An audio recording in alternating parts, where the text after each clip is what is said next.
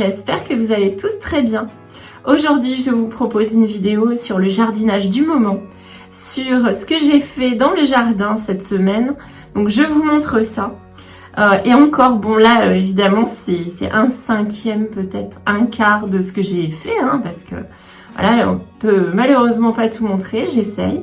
Donc je vous fais sur le jardinage dans le jardin du mois de mai. Voilà, donc vous avez, là aujourd'hui je plante le coléus, les tomates grappes que j'avais pas encore plantées. Bon ça va, je suis pas trop en retard, mon voisin plante seulement ses tomates ce week-end. Donc je me suis dit ça va, parce que lui c'est un expert et bon, en tomates. Il a genre 60 variétés, je crois peut-être même plus. Et ensuite, je vous plante donc à côté des dahlias. Je vais vous donner des nouvelles des dahlias, comment vont les dahlias. Et ils vont très bien. Ça, c'est super quand même. Et je vais vous montrer comment ça se passe. Et il a fait froid. Il a fait vraiment froid. Hein. Chez nous, j'ai failli remettre le chauffage. C'est pour dire. Hein. Et ça va, j'ai tenu le coup. Et en fait, du coup, il y a des fleurs qui sont, par exemple, les zinnias. Les zinnias, les cosmos, ça stagne un peu. Hein, ça sent que là, il fait un peu trop froid. Donc, bon, patience. Hein. Mais les dahlias sortent très lentement, mais ils sortent. Donc, ça va. Hein. C'est toujours une question de patience. Où en général, on n'est pas patient, en fait. Quand on est jardinier, souvent, on n'est pas patient du tout. Hein. Ensuite, qu'est-ce que je vous plante encore? Ah oui, les bégonias. Donc je fais du nettoyage, du rangement de mes pots et je vous montre ça. Et ensuite, je vous propose une petite balade. Je vous ai filmé en me baladant sur le côté là pour vous montrer comment sont les dahlias. Pour vous montrer, il y a des roses qui commencent à sortir sur ce côté-là que vous connaissez peut-être pas encore hein, quand même. Il y a des fleurs aussi, donc je vous montre toutes les fleurs. La petite visite commentée, voilà. Et je pense que c'est bon. Je pense qu'on est bon. Alors, qu'est-ce que vous faites en ce moment? J'espère que vous avez bien profité du très long week-end semaine, voilà. Ou au moins que vous avez profité des jours fériés, voilà.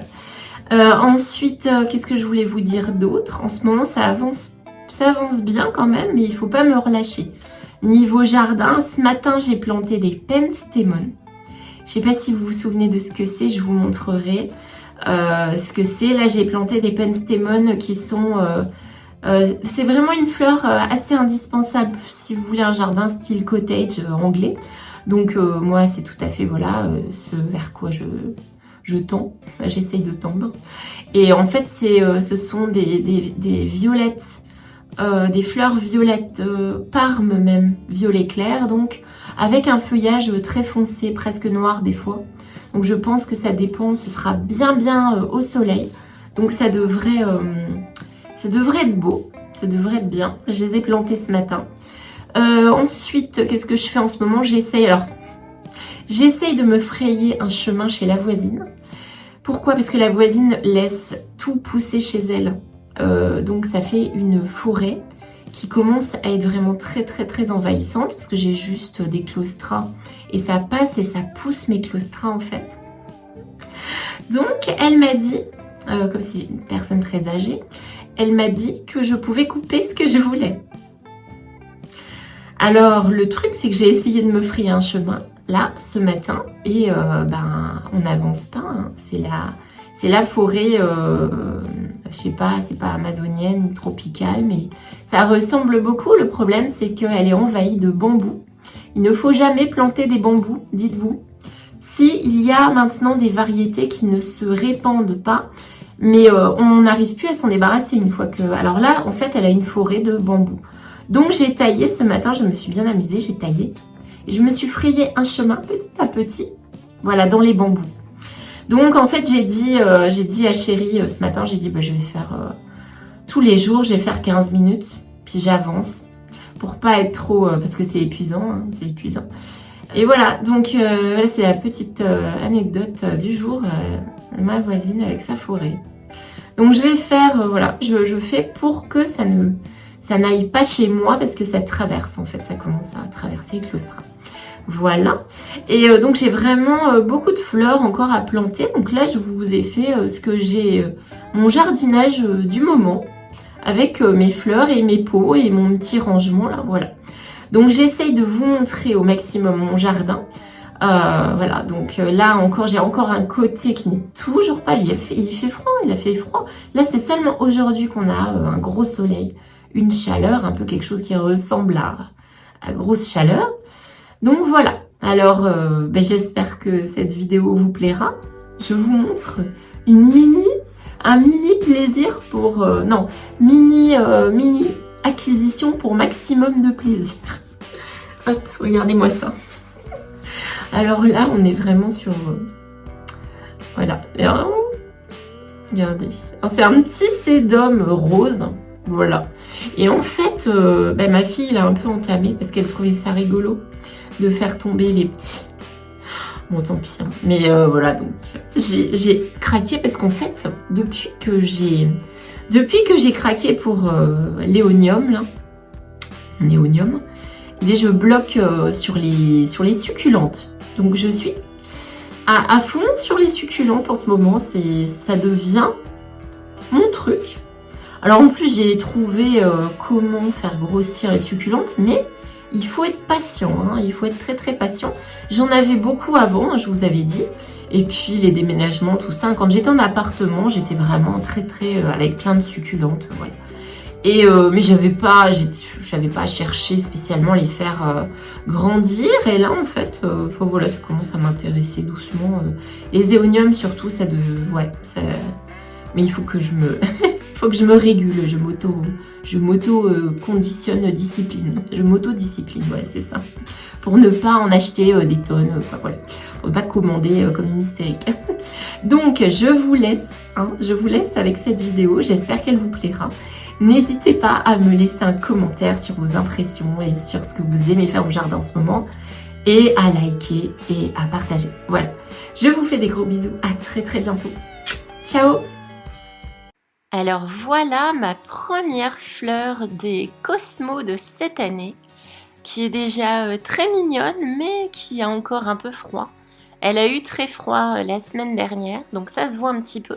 Et je vous partage cet endroit qui est mon banc en fait. J'ai mon banc où je m'assois, je bois mon thé souvent, je bois que du thé, je bois jamais de café. Et en fait, ça me permet de regarder ce qu'il y a à faire au jardin, de réfléchir ou juste de contempler.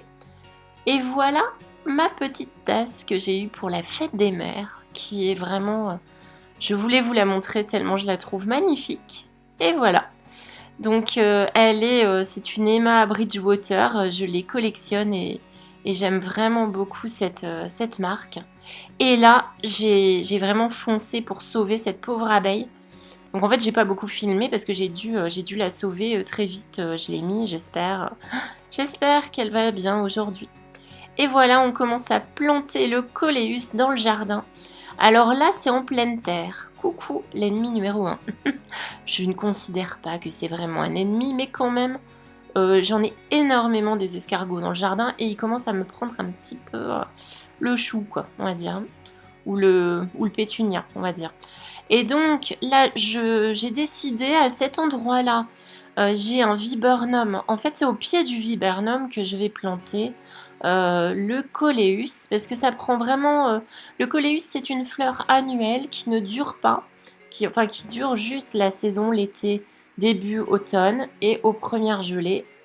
Donc là, c'est la première pivoine. Il faut savoir que cette pivoine, je croyais qu'elle était morte parce que je l'ai plantée il y a 2 ou 3 ans et elle ne donnait rien du tout.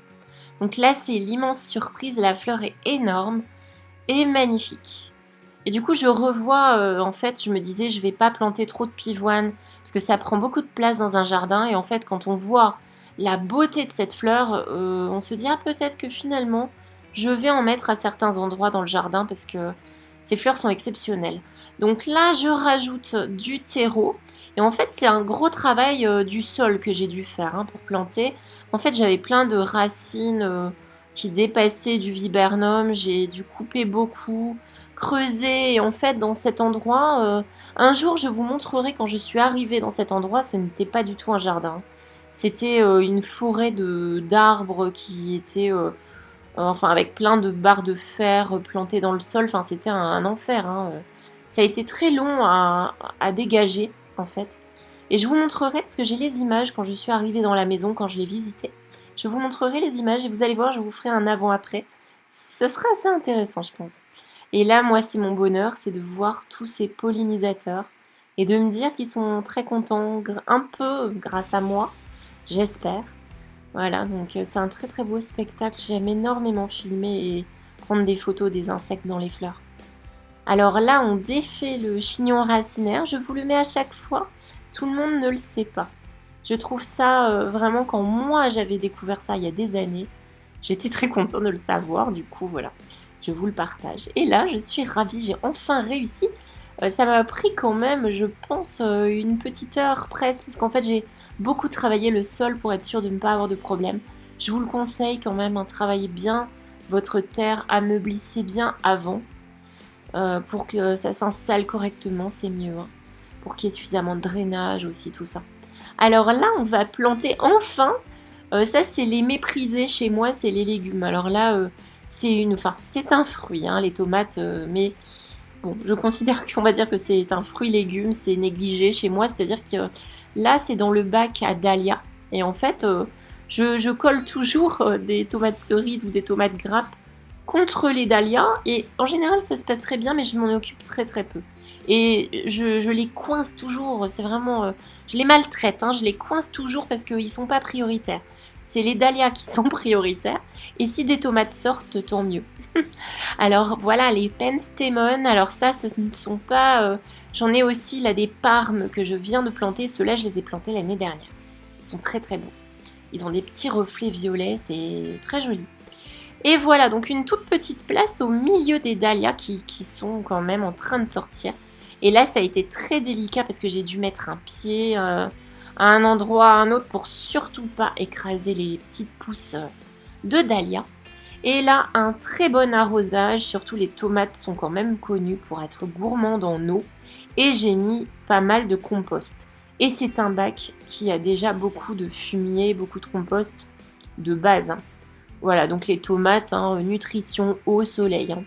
C'est, voilà, je pense que j'ai bien résumé la question. Je ne mets rien d'autre au fond. C'est vrai que les feuilles d'ortie, hein, au fond, voilà, c'est une bonne chose, hein. Ça évite, je crois, ça évite pas mal de problèmes, ça évite les maladies. Si vous avez des feuilles d'ortie, mettez-les au fond du trou avant de mettre votre tomate. Moi, je trouve que quand je faisais ça et que j'avais très longtemps, j'avais un potager, quand je faisais ça... les tomates étaient vraiment très bien, et là j'ai la flemme, je ne le fais pas. Alors là maintenant je range mes pots et j'enlève alors les renoncules. Je vous ai montré quelques images, mais ce n'était pas... en fait j'ai eu quelques soucis parce que j'étais déçue. C'est-à-dire que pourtant j'avais acheté quand même des petites marques connues, quoi, c'était pas... Et les renoncules sont sortis anémones, donc j'ai eu des erreurs comme ça. Et c'était pas fameux cette année. Et là, je plante un très joli bégonia que j'ai eu aussi chez l'horticulteur local. Un autre, hein, parce que je vais chez plusieurs.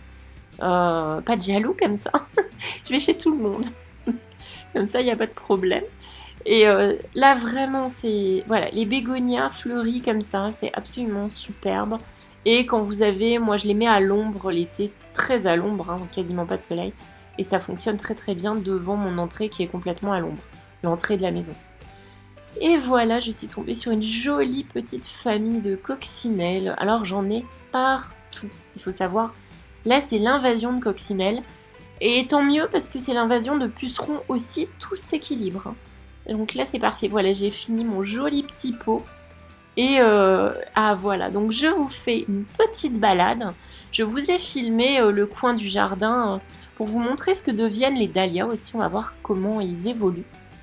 Et ceux qui sont pincés également, donc là c'est mes grimpants David Austin, mes rosiers grimpants David Austin et Georges Delbar. Et là j'ai tous mes petits pots et mon coin un peu aride où j'ai la verveine citronnelle, où j'ai de la lavande. Donc là évidemment, dès que je peux, c'est l'occasion d'enlever les mauvaises herbes. La joue-barbe, c'est mignon aussi, j'aime beaucoup. Là, vous voyez les mufliers, j'ai un grand grimpant qui n'a pas encore complètement fleuri. Et là, j'ai les Véroniques en épi, c'est magnifique, elles poussent très très haut celles-ci. Et elles sont vraiment très jolies, c'est un joli violet parme, voilà comme les scabieuses là. Et j'ai un petit géranium vivace. Et voilà donc tous mes petits pots, c'est vrai que c'est un peu l'accumulation, j'aime beaucoup les accumulations faut dire. Voilà donc là j'ai mes petits pétunias et le bac à dahlia où devant j'ai mis voilà, la verveine de Buenos Aires, je vous conseille à 100 000%. C'est une fleur d'été qui est très aérienne, très gracieuse je trouve. C'est vraiment très beau avec ces toutes petites minuscules fleurs. C'est une fleur que j'aime énormément celle-ci. Hein. C'est indispensable je trouve, c'est vraiment tout joli, tout beau. Voilà, et les pétunias doubles, première expérience avec des pétunias doubles de cette taille, j'en avais des tout petits l'année dernière. Et là les mufliers, alors je déteste le rouge, hein, et il y en a un qui est sorti comme ça, et je le laisse parce que je le trouve très beau, mais je le coupe pour pas que j'ai trop... Pour pas... Bah, c'est pas un vrai rouge, hein, c'est un rouge un peu framboise, mais bon, bref. Ça c'est un rosier grimpant, je ne connais plus son nom, franchement. C'est un des premiers que j'ai planté un peu n'importe comment, en plein milieu. Et bon, il est beau, je le laisse pour l'instant, on verra si je le déplace. Et les dahlias, voilà, se portent à merveille, même si ils ont été ralentis par le froid. Donc quand c'est comme ça, ils poussent pas. Mais ils sont sortis.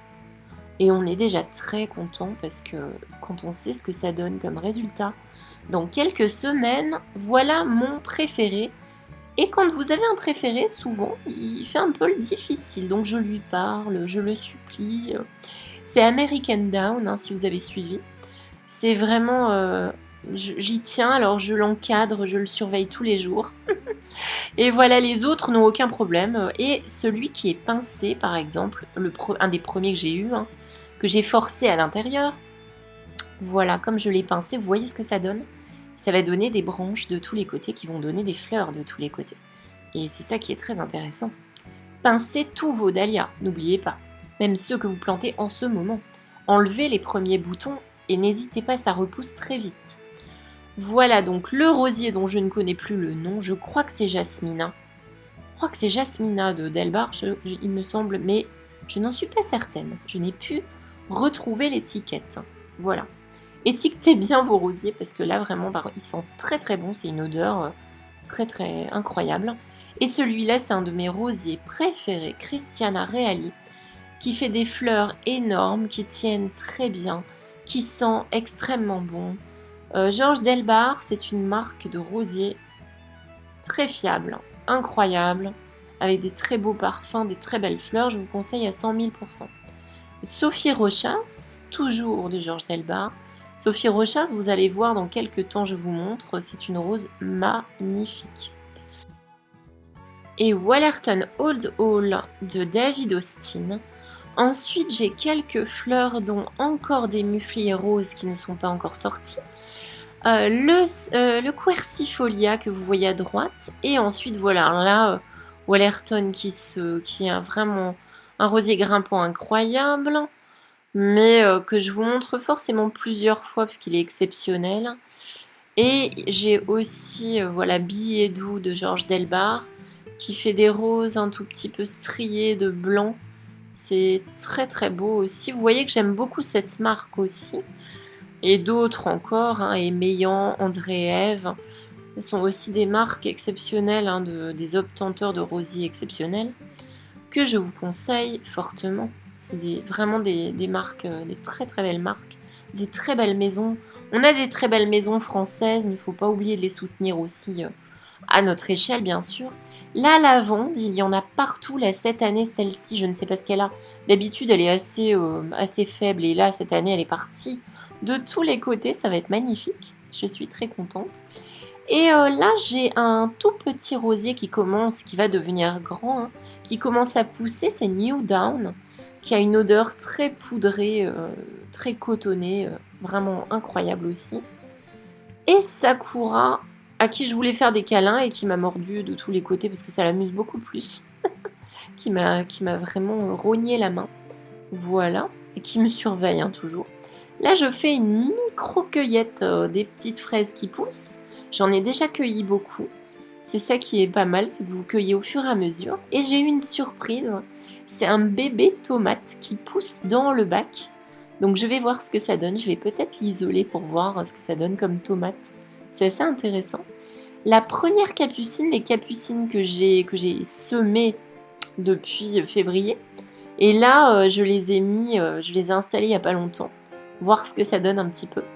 Donc j'espère que ça vous a plu et je vous dis à très très bientôt. Ciao ciao!